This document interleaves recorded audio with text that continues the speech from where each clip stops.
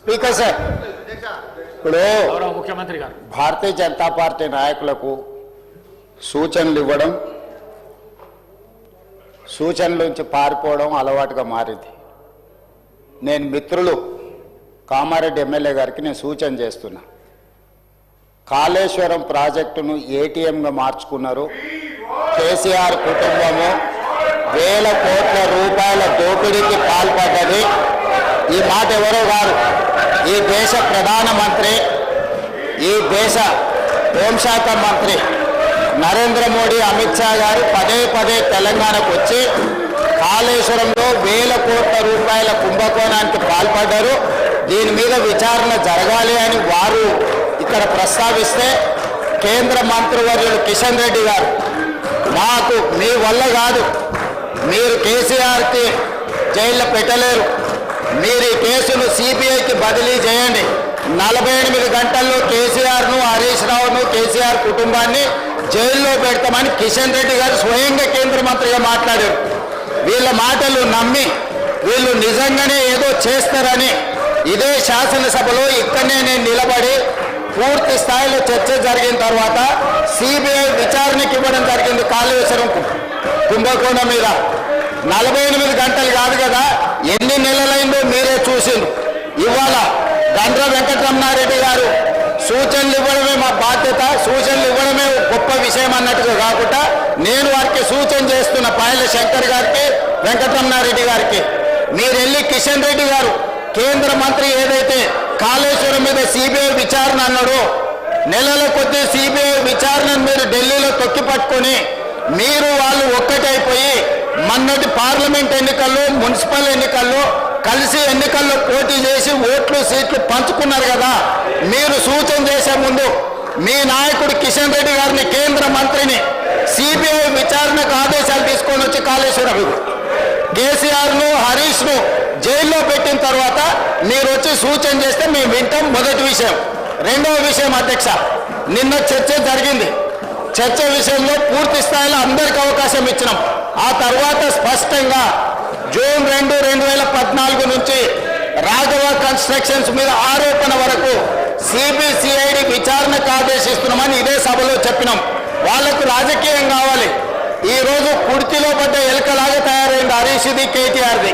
ఎందుకంటే వేల కోట్ల రూపాయలు కొల్లగొట్టి మొత్తం ఇసుకను పిండి తాయిలం తీసి ఇవాళ వేల కోట్ల రూపాయలకు అధిపతులుగా మారారు.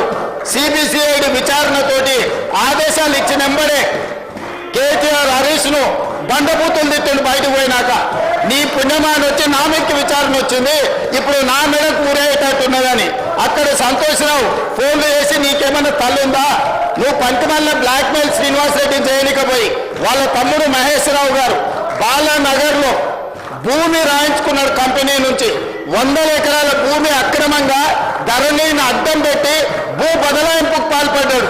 దాని మీద కలెక్టర్ రిపోర్టు శ్రీనివాసరెడ్డి అడిగితే శ్రీనివాసరెడ్డి గారికి విజ్ఞప్తి చేసిండు. మా తమ్ముడు స్వయంగా ఉన్నాడు, మా మామ హనుమంతరావు ఉన్నాడు ఇందులో, దాంట్లో సహకరించమని. శ్రీనివాసరెడ్డి గారు అది కుదరదు, ముఖ్యమంత్రి గారు చెప్పిండు, దీని మీద నివేదిక వేస్తున్నామని చెప్తే అప్పటి నుంచి శ్రీనివాసరెడ్డి గారిని టార్గెట్ పెట్టి ఈరోజు శంకర్ని, అదేవిధంగా వెంకటరమణారెడ్డిని అడుగుతున్నా.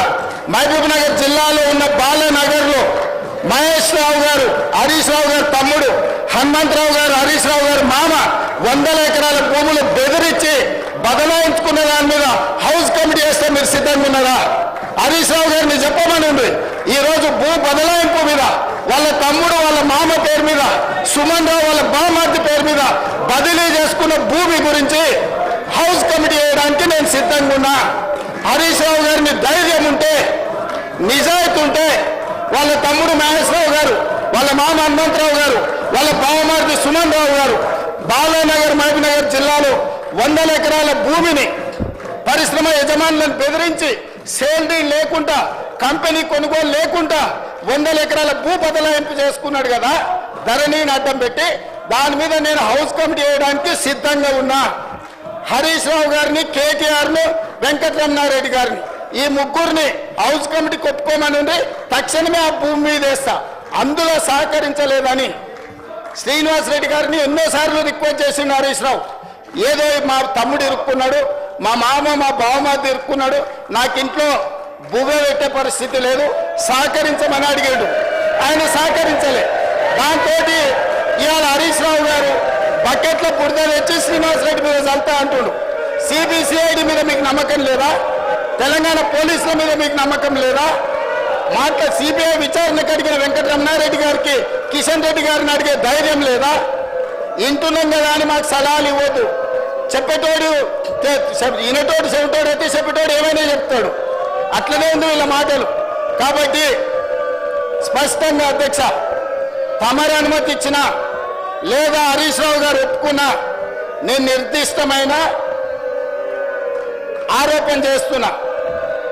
మహబూబ్ నగర్ జిల్లా బాలానగర్ మండలంలో హరీష్ రావు గారు సిద్దిపేట ఎమ్మెల్యే, వాళ్ళ తమ్ముడు మహేశ్వరరావు, వాళ్ళ మామ హనుమంతరావు గారు, వాళ్ళ బావమరిది సుమన్ రావు గారు ఒక ప్రైవేట్ కంపెనీని బెదిరించి 100 ఎకరాల భూమిని ధరణి నాట్యం పెట్టుకొని బదలాయించుకున్నారు.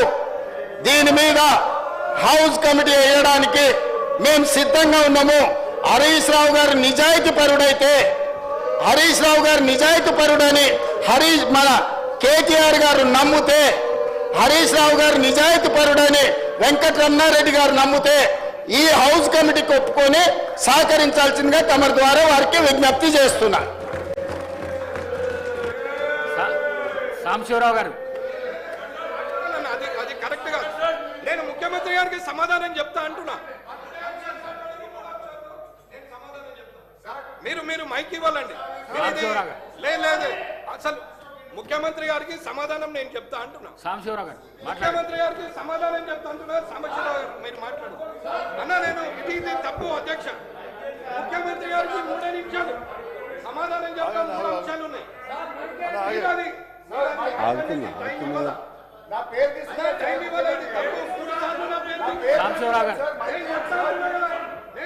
Thank you sir. వెంకటరామరెడ్డి గారు ఏమనుకోకండి.